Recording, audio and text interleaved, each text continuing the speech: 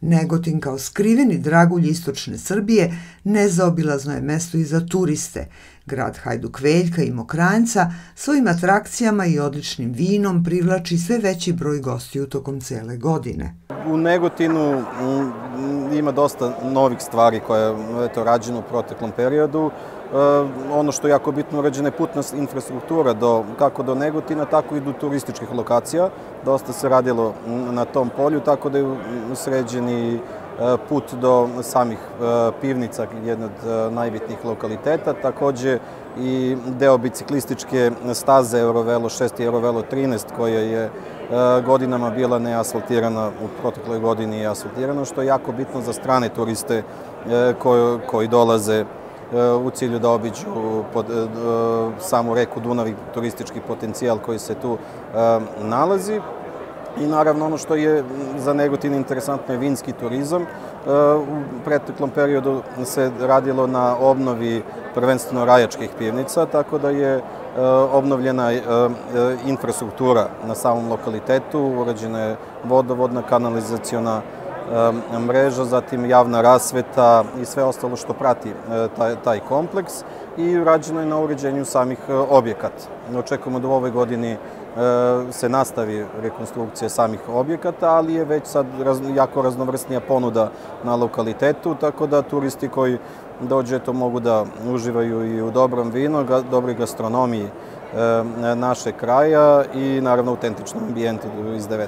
veka koji se naravno tu nalazi. Pored toga imamo moderne vinarije, nekih 20-ak vinarija koje radi na teritoriji opštine Negotin. U proteklom periodu se radilo na uređenju degustacionih sala da bi mogli da prime turiste koji dolaze, s obzirom da ima dosta zainteresovanih gostiju koji dolaze baš da obiđu vinarije, degustiraju vina i čuju vezano za samu proizvodnju vina u tim objektima.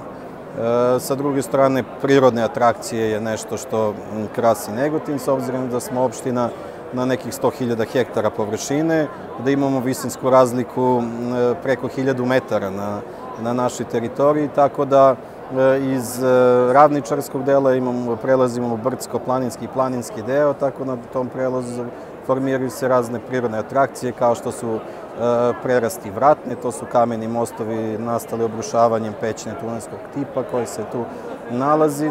Tu imamo 3 takve prerasti, što je jako retka pojava da na maloj toj površini imam 3 prerasti koje su impozantnog oblika, koji su do 40 metara visine, što je jako interesantno. I tu se nalazi manastir Vratna, manastir iz 14. veka, koji je aktivan manastir, koji ima svoju gostoprimnicu gde turisti mogu da probaju lokalne specijalitete i naravno to je sve u jednom ograđenom rezervatu gde može da se vidi divljač, što je interesantno za fotosafari, da svi koji dođe mogu da uživaju u prirodi, gde imamo muflona, jelena, lopatara i to je prava retkost da može da se vide tako u prirodi kad se sedne u tom objektu. Pored toga radili smo na obeležavanju pešačkih staza u tom delu, tako da staze vode kako do samih prerasti, tako i do vidikovaca koje se nalaze iznad tih prerasti, što je jako interesantno i za planinare i za ljubitelje prirode koji dolaze.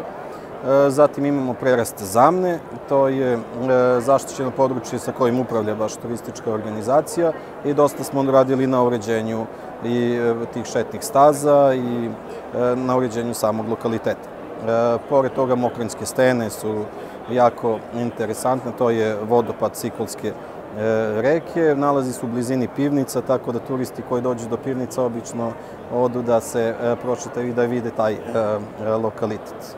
Negotin je generalno poznati po kulturi i istoriji, tako da Negotinski muzej jako dobro radi, ima jako veliki broj posetilaca i u ponudi ima kuću Stevana Stojanovića Mokranjca, kuće koja je iz njegovog perioda življenja, tako je i opremljena tim nameštaj i može da se doživi njegov period života i rada. Zatim muzej Hajduk Veljka, junaka čoveka koji je dao glavu braneći Negotinsku krajinu. Dosta događaja i manifestacija organizujemo tokom godine. od Svetog Trifuna, to je slava vinara i vinogradara, obeležavamo na Rajačkim pivnicama 14. februara, zatim u okviru majskih svečanosti je sajam meda i vina, to je festival na otvorenom gde promovišemo naše lokalne vinare, ali imamo goste i sa strane, zatim pčelare iz Negotinske krajine kojih ima preko više od 100 članova u samom udruženju, Negotinskom udruženju pčelara. Zatim, tokom leta imamo dosta aktivnosti na Dunavu, prvenstveno obeležavanje Dana Dunava i manifestacije koje radimo na samoj reci.